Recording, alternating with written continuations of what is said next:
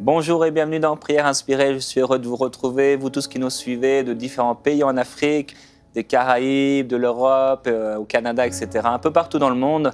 On a des frères qui nous écrivent depuis la Chine, l'Arménie, je crois, de ce matin.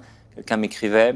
Et on est vraiment reconnaissant au Seigneur pour la diffusion de l'Évangile, de toutes nos émissions qui apportent justement cet Évangile dans les maisons, dans les bureaux, dans les transports, etc. Un peu partout dans le monde et dans la francophonie, bien sûr. On est reconnaissant au Seigneur et aussi reconnaissant pour tous nos partenaires. Si vous êtes partenaire du ministère OMCI TV, je veux vraiment vous dire merci. Merci de la part de toutes ces personnes qui sont guéries, qui sont sauvées, qui sont fortifiées dans leur foi. On reçoit tellement de témoignages de personnes qui reviennent au Seigneur ou qui avaient, pendant un temps, qui avaient été découragées et qui sont encouragées à travers nos émissions. Et pour ça, je veux vraiment vous dire merci personnellement, mais aussi au nom de toute l'équipe de MCI TV pour votre précieux soutien financier. Et oui, annoncer l'Évangile, ça coûte cher. Nos frais sont importants et nombreux. Et on est vraiment reconnaissant parce que grâce à vous, on peut aller loin et l'Évangile va continuer d'avancer dans la francophonie jusque dans les palais des présidents. Amen. L'Évangile sera annoncé, proclamé pour la gloire seule de Jésus-Christ. Amen. Et on est reconnaissant aussi pour des ministères tels que toi, Virginie. Amen, on est reconnaissant de t'avoir dans cette émission. Et aujourd'hui, on va parler de l'Église et d'être un visionnaire ou une visionnaire comme une clé ou la clé pour l'Église. C'est ça, exactement. Pendant que tu étais en train de parler, Jérémy, je me souviens hier lorsque tu m'as dit « Et toi, Virginie, quel est ton témoignage ?» Et justement, lorsque tu parlais de MCI, voilà, je voudrais simplement qu'on puisse réaliser que finalement, MCI, c'est d'abord un rêve dans le cœur d'une personne. Puis il a travaillé à ce rêve-là. Il l'a peaufiné entre les mains de Dieu. Il a commencé à le partager à des femmes et des hommes clés qui ont cru dans cette vision-là. Et finalement, cette vision, aujourd'hui, elle impacte le monde entier. Amen. Voilà, ça, c'est extraordinaire. Là, on a vraiment, vraiment l'impact d'un rêve. Simplement un petit quelque chose dans le cœur d'un jeune homme. Et peut-être inexpérimenté encore dans le ministère, mais simplement un rêve fort. Et de voir aujourd'hui les fruits et l'impact dans vos vies du ministère EMCI, c'est quand même magnifique et c'est le plus bel exemple que l'on puisse donner aujourd'hui puisque nous parlons de vision. Alors justement, il y a quelque chose immédiatement sur lequel je veux rebondir en parlant de EMCI notamment. Imaginons, Jérémy, si EMCI n'était là finalement que pour parler de vous et de ce que vous avez reçu, Jérémy, Annabelle, Michael, Gwen, etc., toute l'équipe. Je pense que vous seriez limité au bout d'un moment et que Dieu aurait limité aussi votre impact. Aujourd'hui, pourquoi EMCI a cette force et pourquoi EMCI arrive justement à être visible dans tant de foyers dans le monde. Tu parlais des palais des présidents. Je suis persuadée que EMCI émet déjà dans les palais des présidents et que certains ont certainement dû déjà en entendre parler, c'est évident. Maintenant, pourquoi est-ce que ça fonctionne ainsi? C'est parce que ce rêve, posé dans le cœur d'un homme, il a été non pas simplement pour démontrer que en tant que chrétien, je peux être un influenceur, qu'en tant que chrétien, nous sommes la tête et non la queue. Ça, c'est sûr. Mais je pense que cette vision, elle a été portée et autant bénie par Dieu parce que le cœur, en fait, des porteurs de la vision, ça a été justement d'abord l'Église. Amen. Et lorsque le cœur des visionnaires est rempli du désir d'élargir les cordages, l'impact de l'Église dans le monde, c'est véritablement désirer permettre à tout à chacun de s'approcher de Dieu et de rendre Dieu visible. Est-ce que Dieu pourrait ne pas, ou plutôt est-ce que Dieu pourrait résister à de tels cœurs? Je pense que non. Je pense que le cœur de Dieu, il frémit lorsque l'on veut tout simplement tout faire et tout mettre en chantier pour non seulement lui plaire, mais surtout pour lui donner l'accès, en fait, créer un canal de communication entre lui et la multitude. C'est ce que Dieu nous demande, de faire des disciples de toutes parts, partout. Et lorsqu'on est mu par une vision qui est du Seigneur, du cœur de Dieu et qui nous dépasse nous-mêmes, qui désire véritablement amener Christ comme seule et unique vérité dans les foyers, le Seigneur nous accompagne avec force et puissance. C'est aussi pour ça que je voudrais vous encourager, vous tous, qui avez reçu ces enseignements durant cette semaine, durant cette émission de prière inspirée. Je voudrais qu'on puisse pousser notre exigence plus loin encore. Nos rêves, c'est bien. Notre destinée, c'est bien. Avoir une vision, c'est bien. Mais réalisons que la vision de Dieu, d'individuel, elle devient toujours collégiale. Et que si vous souhaitez de tout votre cœur être véritablement un outil efficace entre les mains de Dieu, je voudrais vraiment que l'on puisse s'interroger sur le besoin de l'Église. L'Église, si elle n'est pas dirigée par des hommes et des femmes prêts à payer un prix et surtout prêts à coller l'oreille sur la parole du Seigneur, à avancer sur l'impulsion et l'inspiration du Saint-Esprit, je pense que l'Église resterait figée dans le temps. L'Église serait là un petit peu comme un monument, comme une tradition, comme un souvenir des générations passées, comme, vous savez, un beau bâtiment que l'on contemple, comme une archive ou comme quelque chose qui serait classé monument historique ou patrimoine de l'humanité. Et que la vie, la puissance de Dieu, le mouvement du Saint-Esprit ne pourrait absolument pas être perçu en fait. Et c'est pour ça que lorsque l'on parle de vision, c'est important que vous réalisiez que vous tous, si vous vous levez, que vous dites « Oui Seigneur, je suis un homme, je suis une femme de vision et je veux te servir », le Seigneur va vous donner des visions qui sont rafraîchies, des visions fraîches et des visions qui correspondent au temps et aux saisons dans lesquelles le Seigneur vous plante. L'Église de 2018 n'a pas la même problématique que l'Église de 1990, par exemple. C'est très important d'être au plus près du temps spirituel dans lequel nous nous trouvons. Le Seigneur ne veut pas que nous soyons en décalage. Le Seigneur ne veut pas que nous soyons en marge de ce qui se passe. Au contraire, nous devons être à l'avant-garde. Au contraire, nous devons être capables de répondre aux besoins des hommes du temps dans lequel nous sommes. Et pour ça, c'est vraiment par la vision que nous allons pouvoir positionner une Église qui est en mouvement, une Église malléable, une Église capable de se remettre en question aussi, de se réajuster selon les saisons qu'elle traverse et de pouvoir transcender l'histoire des peuples en fait. Donc voilà, l'Église c'est nous et Dieu a besoin de nous pour pouvoir bénir son Église. Ça vient pas de l'extérieur, c'est nous. Et si aujourd'hui vous sentez dans votre cœur que vous faites partie de ceux qui disent « Oh, l'Église en France, c'est dur, on attend le réveil, je rêve d'une génération qui ira prêcher à tel endroit, prêcher dans les métros, prêcher. » Mais il se pourrait bien que ce soit vous, que en réalité le mécontentement, le jugement et l'amertume que vous êtes en train d'exprimer, en réalité c'est peut-être simplement un rêve tronqué. Il vous suffirait de replacer ce rêve-là entre les mains de Dieu et de, sans jugement, dire « Seigneur, mon rêve serait que certains ou que nous allions prêcher, amener l'Évangile à telle ou telle place en France. » Et tu sentirais certainement que cela deviendrait une vision et notamment quelque chose auquel tu serais appelé. Ouais. Amen. Amen. Ouais. Ouais, Dieu suscite ce genre de rêve. C'est ça. Et des fois, comme un peu Néhémie, ce qu'on peut ressentir, c'est des fois un appel, un rêve. Un rêve. Je pense qu'il nous manque aussi, et ce pourquoi nous sommes là aujourd'hui, pour se positionner et prier, c'est qu'on a besoin aussi de développer un certain caractère. Je pense que la vision positionne immédiatement des défis.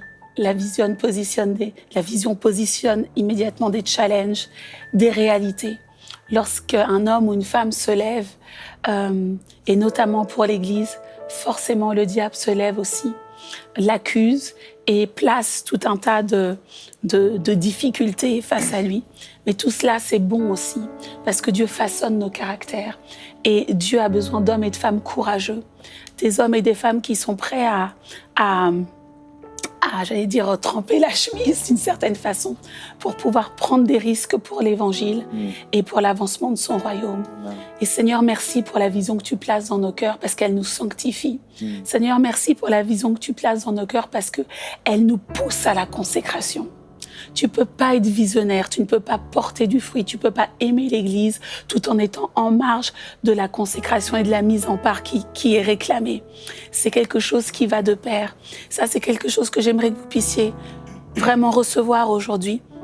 Et je suis sûre que vous êtes nombreux à sentir dans votre cœur que vous avez des projets, vous avez une vision, vous avez des capacités, vous avez des talents qui pourraient changer quelque chose au sein non seulement de votre église locale, mais au sein de l'église du corps de Christ. Alors n'émettons plus de jugement, arrêtons de prononcer des paroles négatives, de dire des choses négatives, d'avoir un regard négatif sur l'église et réalisons qu'en réalité, au moment où nous sommes en train d'exprimer ces choses négatives, c'est simplement un rêve que nous n'arrivons pas à bien exprimer.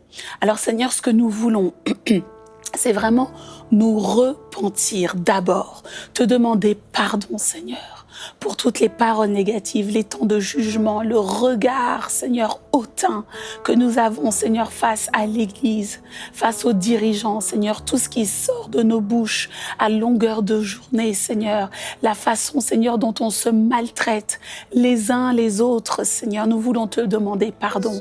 Nous ne pouvons pas être des visionnaires, Seigneur, qui portons du fruit, Seigneur, dans ton royaume, si nous faisons partie de ceux qui le détruisent, Seigneur.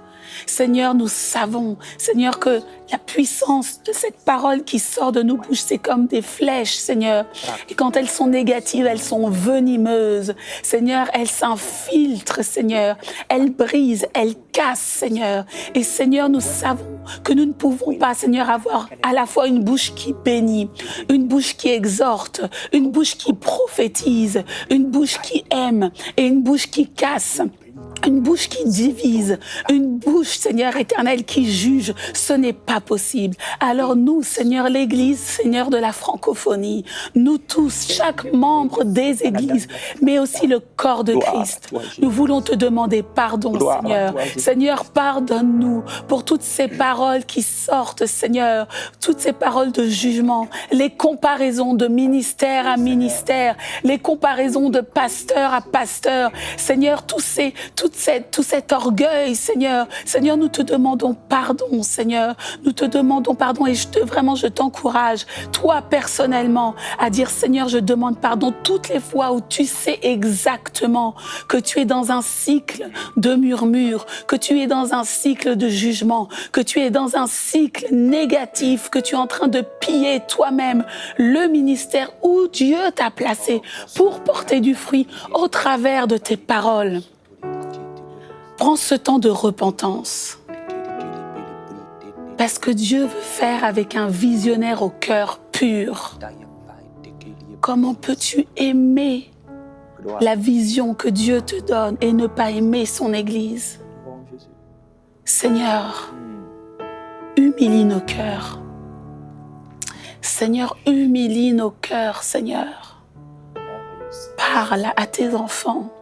Parle à tes enfants. Parle aussi aux leaders qui nous regardent.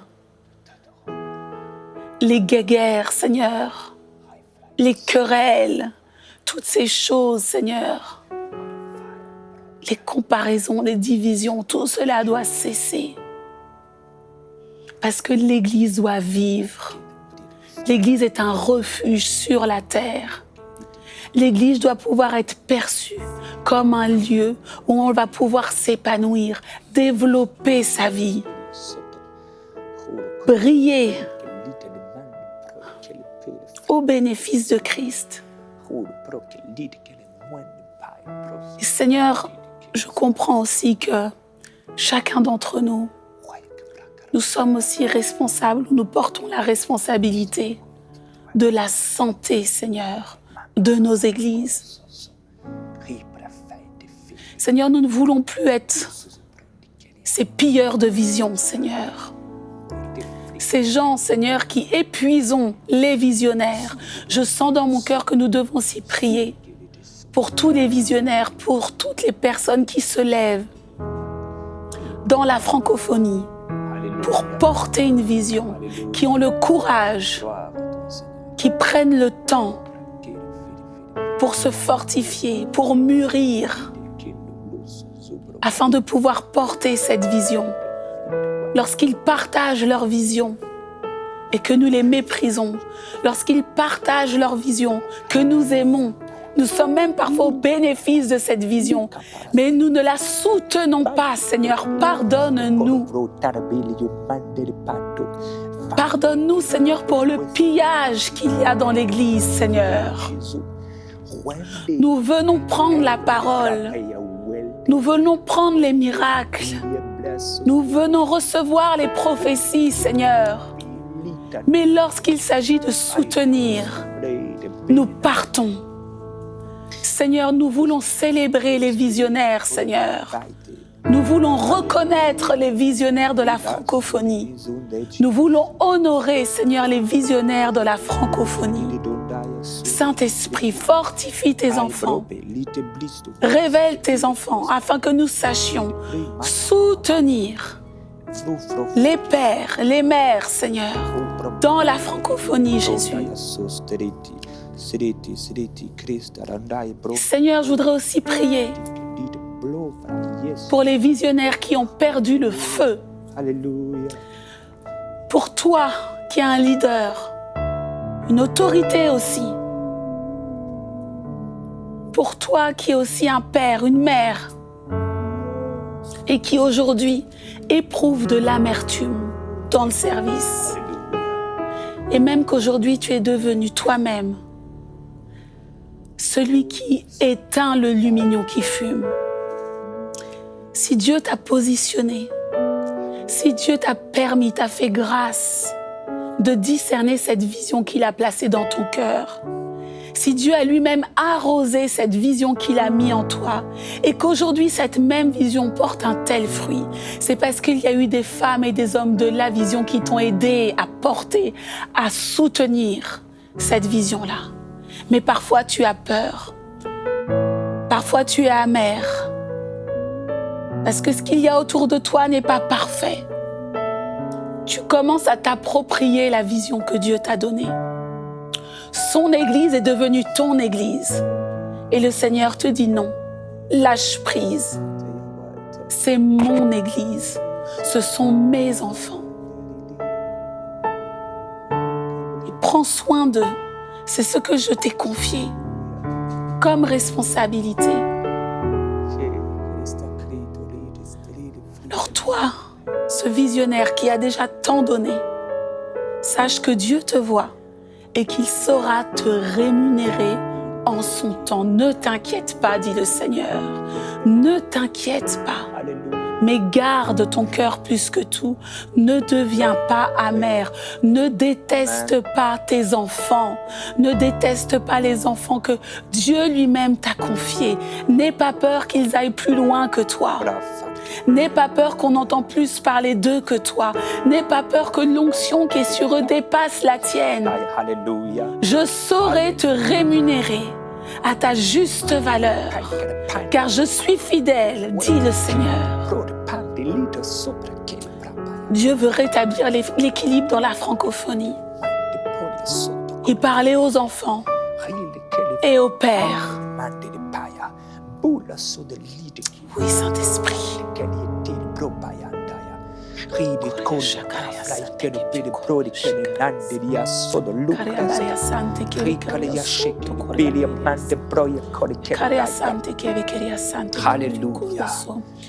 Alléluia. Alléluia. Oh, glorieux Jésus. Nous t'adorons, Jésus. Jérémie, je sens que le Seigneur nous place à un carrefour actuellement. Nous sommes en train de changer de génération. Et les pères qui sentent ça dans l'esprit ont peur. Et je voudrais vraiment à nouveau leur dire que Dieu est au contrôle de ces circonstances. Il est au contrôle de cette saison. Et les pères encourager les fils. Alléluia. Seigneur, au nom de Jésus, on veut apaiser les cœurs.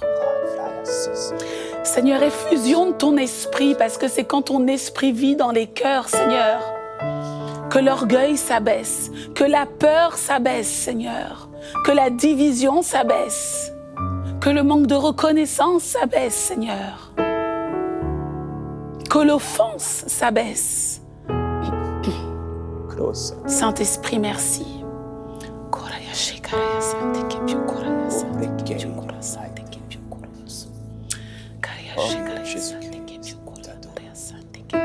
T'adore. Il prend soin de son Église, Seigneur. Seigneur, tu prends soin de ton Église.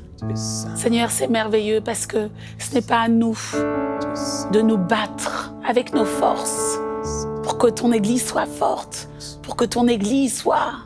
Non, Seigneur, tu prends soin de ton Église. Tu prends soin des leaders que tu places. Tu prends soin du peuple, Seigneur. Tu veilles sur nous. Jésus, merci. Seigneur, nous te disons merci. Alléluia. Pour le repositionnement.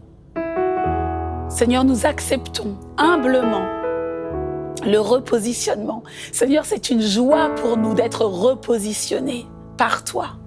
C'est une joie pour nous d'être corrigés par toi, Seigneur. On te dit oui et amen, sans résistance, libre, père ou enfant, leader, peuple, Seigneur. On déverse notre cœur devant toi. Merci. Parce que lorsque tu nous reprends, c'est que tu veux faire plus encore avec nous. C'est un honneur pour nous, Seigneur. Quelle joie, Saint-Esprit. Merci, Seigneur. Alléluia. Il y a un pasteur qui regarde cette émission et vous êtes pasteur d'une petite église et vous avez voulu regarder cette émission pour être encouragé parce que vous êtes découragé. Et le Seigneur vous appelle dans le lieu de la consécration pour vivre ce réveil que vous souhaitez vivre. Ce réveil n'est pas loin de vous, mais il faut que vous puissiez vous lever et faire attention à ce qui sort, les paroles qui sortent de votre bouche, pouvoir peut-être vous repentir des paroles qui sont sorties de votre bouche et même en pleine prédication, en parlant des autres pasteurs, en parlant de telle et telle faute, en proclamant des paroles d'incrédulité. Le Seigneur, comme vous le savez, il vous aime et il veut mettre un esprit de réveil. Un esprit de réveil, un esprit de gloire sur votre vie. Cet esprit le dépose dans un cœur humble, dans un cœur qui est docile, dans un cœur qui est soumis. Et ce péché que vous commencez à vivre et les choses que vous commencez à revivre, que vous aviez déjà délaissées depuis longtemps, ne sont que le fruit, l'image, ça vient simplement révéler la manifestation de choses qui ne vont pas au plus profond de votre cœur. Et l'Esprit de Jésus-Christ veut maintenant vous remplir de sa présence. Et avec humilité, là où vous écoutez dans votre bureau, vous pouvez vous mettre à genoux maintenant.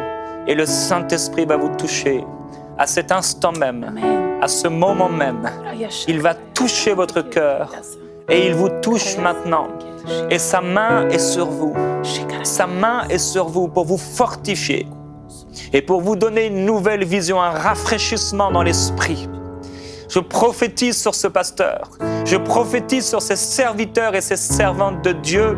La gloire qui vient du ciel.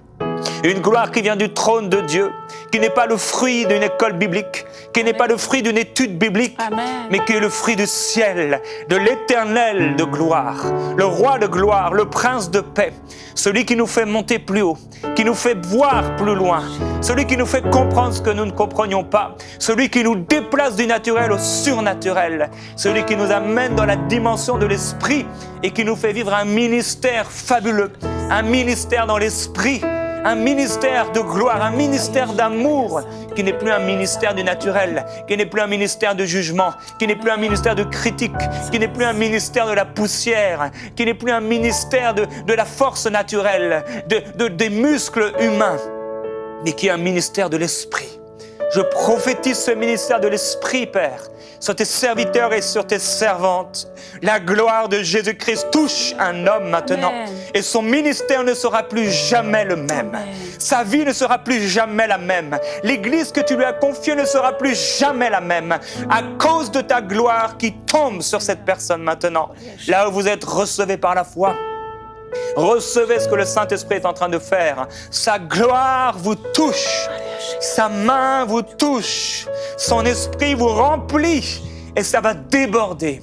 Et ça va déborder, ça va jaillir, et ça va jaillir de vous dans une nouveauté de vie, une nouveauté d'expression, une nouveauté d'enseignement, de message. Amen. Non plus seulement des enseignements, non plus seulement des instructions humaines, mais des messages qui viennent du ciel. Amen. Des messages qui ne sont pas le fruit d'une étude intellectuelle de la parole de Dieu, mais des messages qui tombent par révélation, soudainement par inspiration, et qui apporteront les réveils, les réveils dans la vie des gens, qui apporteront, qui amèneront l'Église qu'il vous a donnée à une nouveauté, une fraîcheur, une dimension extraordinaire de gloire.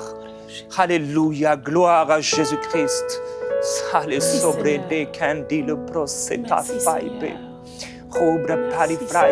La prière va renaître. Merci, Les Seigneur. prophéties, les dons spirituels vont renaître. L'amour va renaître. L'amour va jaillir à nouveau. La communion fraternelle. Amen. Alléluia. Ô Esprit de Alléluia. Dieu, la sainteté va renaître dans l'Église. La sainteté, la pureté, la droiture de cœur. Toute hypocrisie est extirpée. Elle s'enfuit. Amen. Le péché disparaît sous la gloire de Jésus-Christ. Alléluia. Les plans de l'ennemi sont avortés, détruits, anéantis. Amen. Sous la gloire du Seigneur.